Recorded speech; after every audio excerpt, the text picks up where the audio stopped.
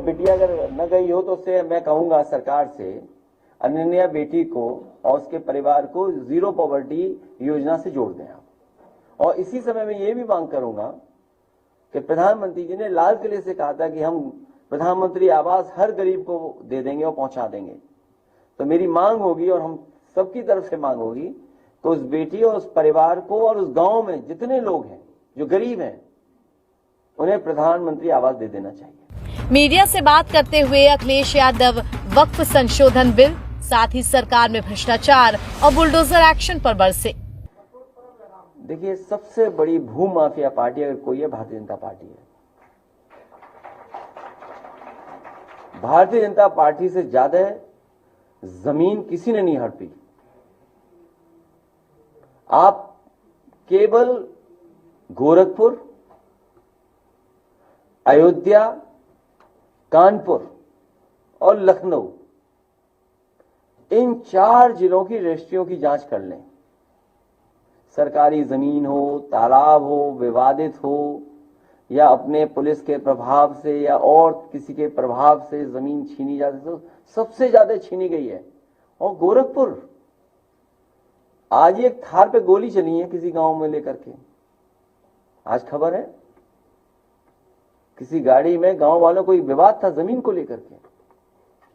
और जो अनन्या आज बेघर है इस परिवार को, और जिसमें सुप्रीम कोर्ट तक ने ऑब्जर्व किया कि इतना इनह्यूमन एक्ट हुआ, इनह्यूमन एक्ट, और सुप्रीम कोर्ट, हाई कोर्ट ने न जाने कितनी बार बुलडोजर को इनह्यूमन बोला कि ये काम करने का तरीका नहीं हो सकता है। महाराजगंज के में ही एक पत्रकार के घर को जब उजाड़ा गया, तोड़ा गया, उस समय सोचिए सुप्रीम कोर्ट ने क्या कहा, उन अधिकारियों के खिलाफ कार्रवाई हो और मुआवजा दिया जाए उसको। सोचिए आप। और सबसे ज्यादा जमीन भूमाफियागिरी अगर कहीं हुई है तो गोरखपुर में हुई है, अयोध्या में हुई है। कुछ मिनटों में कितना मुनाफा। आप आज पत्रकार हैं, अगर जानना चाहें कि रजिस्ट्रियां किसकी हुई हैं, एक भी अयोध्या की रजिस्ट्री आप नहीं पा सकते हैं, क्योंकि सब भारतीय जनता पार्टी के लोग मुनाफा कमा लिए। आज तो नंबर 2 पे रह गए। ये बेहद सेंसिटिव इशू है, इसलिए सरकार से ये मैं यही कहूंगा कि जब राज्यसभा में रिकॉर्ड से वो बात हटा दी गई है, और कई मौकों पर मैंने कहा है, पार्टी की तरफ से भी इस बात को कहा गया है कि इतिहास को नहीं पलटना चाहिए। जो इतिहास हमें खुशहाली, तरक्की के रास्ते पे न ले जा सके, उस इतिहास को इतिहास ही रहने देना चाहिए, क्योंकि इतिहास में अच्छाई और बुराई दोनों हैं। लोग पॉलिटिकल लाभ के लिए किसी भी पन्ने को रख लेते हैं। केवल यही नहीं, भारतीय जनता पार्टी करोड़ों रुपए खर्च कर रही है, करोड़ों तो कम बोल रहा हूं मैं। उनके बहुत सारे सीनियर लीडर्स जो यूपी के बाहर भी हैं, अन्य प्रदेशों में भी बैठे हैं, दिल्ली में भी हैं, गुड़गांव में भी हैं, उनके सेंटर्स हैं, वो करोड़ों रुपए खर्च करते हैं सोशल मीडिया पे बदनाम करने के लिए। इधर आपने देखा होगा, जब से वक्फ का बिल पास हुआ है और जो इतिहास को लेकर के चर्चा देश में छिड़ी है, बड़े पैमाने पर सोशल मीडिया से लेकर के और जगह पर बहुत सारा प्रचार किया जा रहा है, समाजवादियों के खिलाफ, कांग्रेस पार्टी के खिलाफ, इंडिया गठबंधन के खिलाफ।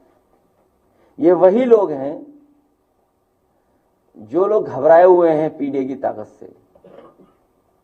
ये पीडीए की ताकत, और जिस दिन हमारी सरकार में बैठे हुए लोग ये बता देंगे कि 80 में हम हैं कि 20 में हैं, तो हम उन्हें बता देंगे कि 90 किधर है, 10 किधर है। आपका सवाल अपनी जगह है।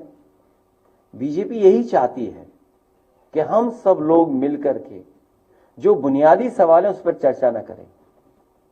आज मान लीजिए गेहूं की खरीद हो रही है पूरे उत्तर प्रदेश में। गेहूं की क्या सरकारी खरीद हो रही है?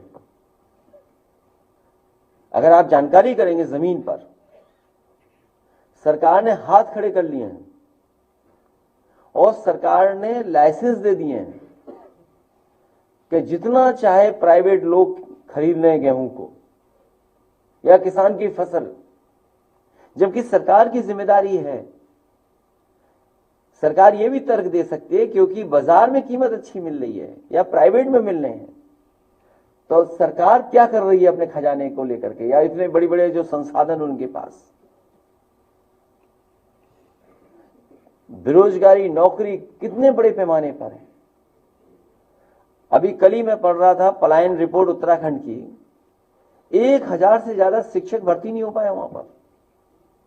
उत्तर प्रदेश और उत्तराखंड सबसे ज्यादा फौज में जाते थे नौजवान भर्ती के लिए। आज बताइए अग्निवीर जैसी व्यवस्था लागू है। जिस नौजवान को पक्की नौकरी, पक्की वर्दी मिलती, इस विषय पे वो चर्चा नहीं चाहते। आपको सब विदेशी चीजें दे दी हाथ में, सब बाजार। मैं तो अपने पत्रकार साथी से कहूंगा कि सरकार अमेरिका के राष्ट्रपति जी से सीखे, अमेरिका के राष्ट्रपति जी से सीखे कि अपने देश की अर्थव्यवस्था बचाने के लिए वे दूसरे देशों पे पाबंदियां लगा रहे हैं। तो उन्हीं से सीख करके भारत को भी क्या चीन पे पाबंदी लगानी चाहिए कि नहीं लगानी चाहिए, अपने बाजार को, अपनी अर्थव्यवस्था को बचाने के लिए।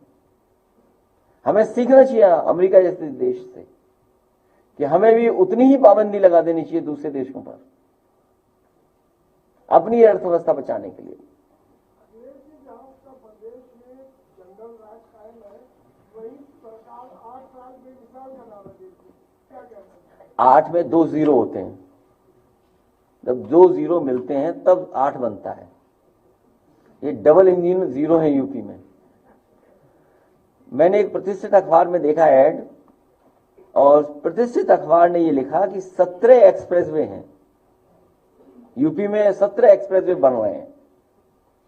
मैंने कई लोगों से जानकारी की, चर्चा की, उसके बाद पता लगा कि 17 एक्सप्रेसवे नहीं बन रहे हैं, झूठ के एक्सप्रेसवे बना रहे हैं ये लोग। अभी मैं एयरपोर्ट से जब लौट के आ रहा था तो एक होर्डिंग लगी हुई थी, उस होर्डिंग में लिखा था कि 6 बन चुके हैं, 7 निर्माणाधीन हैं। तो 7 और 6 कितने हो गए? 13। तब भी 4 नहीं है। तो तभी मैंने सोचा 4 सपनों में बना रहे हैं वो। भाई प्रतिष्ठित अखबार हम सब देखते हैं, उसमें ऐड था सरकार का 17 का। आज विज्ञापन, बड़ी बड़ी होर्डिंग लगी है कि 6 निर्माण हो चुका है, मतलब बन चुके हैं, और 7 निर्माणाधीन हैं। तो 4 बजे सपनों में